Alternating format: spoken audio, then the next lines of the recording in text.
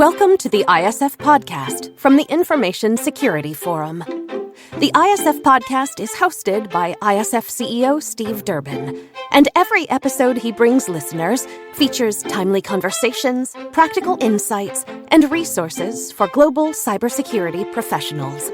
I'm producer Tavia Gilbert.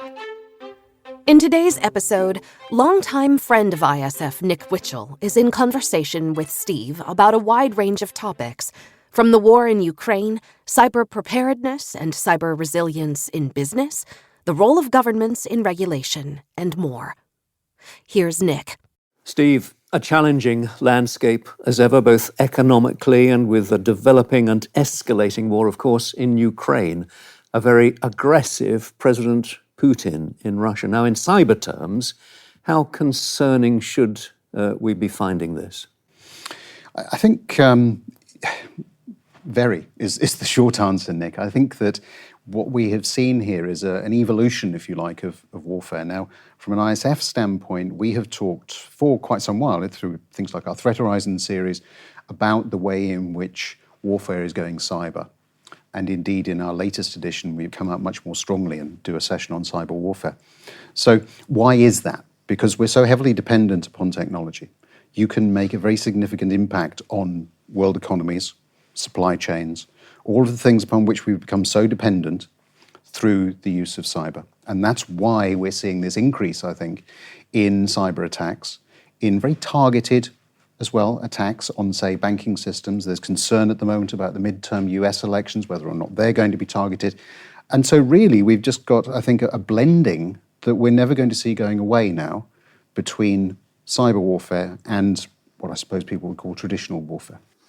It all comes down to a subject we've discussed many times, and that is the preparedness of companies and institutions.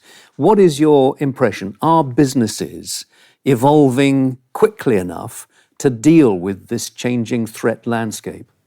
I think businesses are evolving, yes. Are they evolving quickly enough? That's a really tough one, because I think it depends so much on which sector you happen to be in.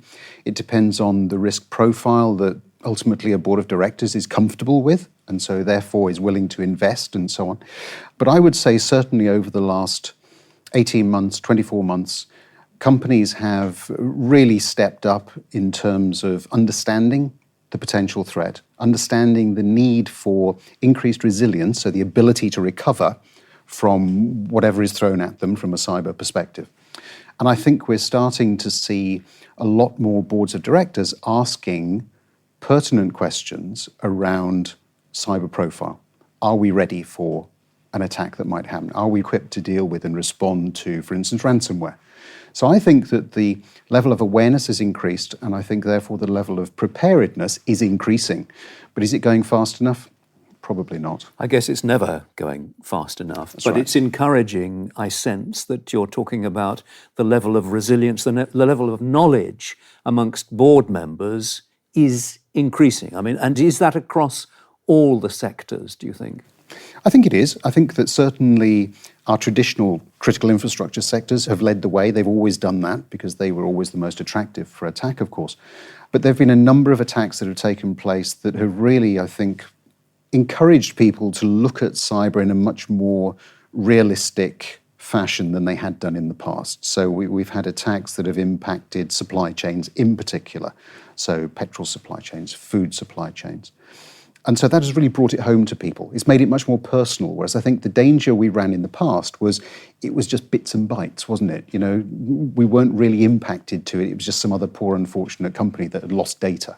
And yet, despite all of this, despite the ISF's efforts, companies, organizations are still being hit, in particular, by ransomware attacks. Now, I'm tempted to ask, why is that? Why is it still happening? I think the reality of it is that, and this is the piece that I think a lot of people have struggled to come to terms with, the reality is that if an attacker is serious and has his or her eye on your organization, there is actually very little that you can do. A sophisticated attacker will be able to breach your defenses. And this is why I talk so much about the need to respond, to get businesses back up and running, to protect the data that's most important to you. That's a fundamental piece, I think, now in any cyber strategy. To ransomware itself, We've seen that evolving, of course. I've talked in the past, about things like crime as a service, where you can go and buy particular pieces of malware. Well, that's where ransomware is evolving to as well. So that's opening up the market potential for the cyber criminal, transitioning from needing to be an expert to being more of a learner, if you like. And of course, the ability to then drop a ransomware attack, again, isn't really that difficult. We've seen increases in phishing, we've seen increases in whaling, we've seen increases generally in the way in which systems are being attacked. And ransomware has become, I think, something of the malware of choice. Whether or not that continues, it's still up there, in the top 2 or 3 attacks. Certainly it is something, again, back to this level of understanding that boards now do relate to. They do ask questions around, if that were to happen to us, how would we respond? What would the impact be? But again, certainly from our perspective, when we look forward and look at the threat landscape, we think that that's going to be around for at least a good couple of years. We've talked about the role of individual businesses, of boards of directors. We'll come back to the role of the ISF in just a moment. But what about government, particularly here in Europe? Are governments, broadly speaking, stepping up to the mark? What is their role in all of this? Yeah, that's an interesting one, really. And I've been, I think, probably a little critical in the past about the role of government. I think I have some fairly clear-cut views, personal views on the role that government has to play.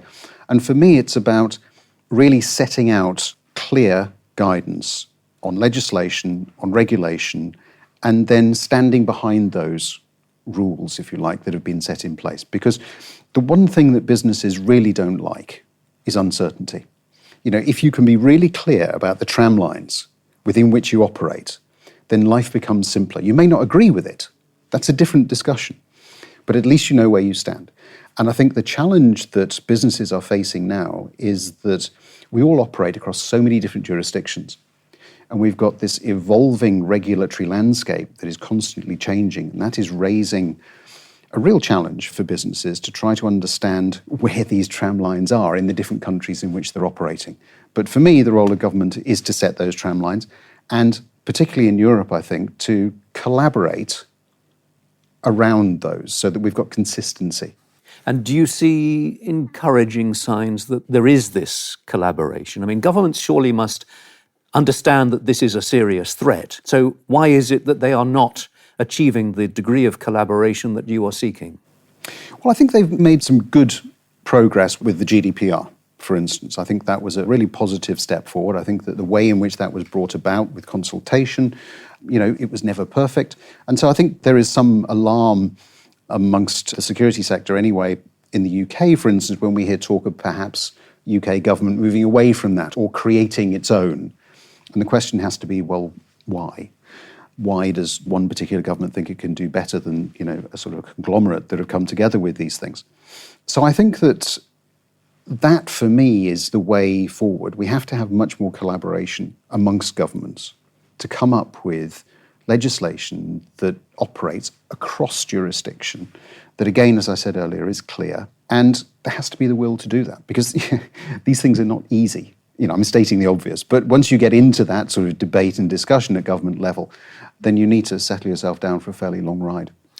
Let's talk about one case with big implications. This is the Uber case in the United States.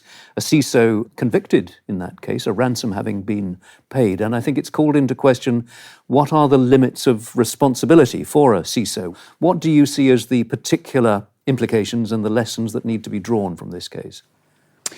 Yeah, I think it is a big case. Clearly everybody is talking about that at the moment. For me, what it is doing is a couple of things. I talked about these tramlines, very clear legislation. What it's demonstrating is that federal courts in the United States, anyway, are prepared to exert the level of influence that's required to really demonstrate that they're serious about those regulations. That, for me, is actually a good thing, because if you're not going to enforce a regulation, what's the point in having it? So that's the first thing I would say. The second thing about it is that for, I think, a lot of people looking at this from the outside, it's causing them to sit up a little bit and say, hang on a minute, governments are taking this seriously, CISOs need to be taking this seriously as well, and actually we're now seeing a degree of liability coming in at the personal level, which perhaps we haven't seen before. There's been a lot of discussion around CISOs wanting a seat at the table, wanting to really exercise that chief piece in the title, which means they're an executive director, with all of those responsibilities.